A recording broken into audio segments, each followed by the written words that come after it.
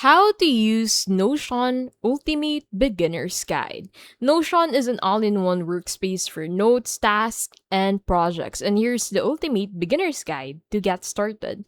So, step one, sign up at Notion SO. And once inside, you'll see your dashboard where you can create pages for anything work, school, or personal projects. So, create your first page and then click new page and give it a title and add an icon or cover to personalize it.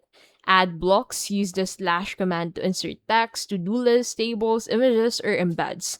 Blocks are the building units of Notion. Step 4, organize with databases. Create a table for tasks, switch to board view for Kanban style or calendar view for deadlines. Use templates. Notion offers ready-made setups for project management, personal journals, and team collaboration.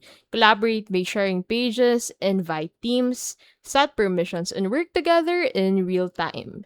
Use keyboard shortcuts for speed, download the mobile app to stay sync, and start small like a daily planner before building complex dashboards.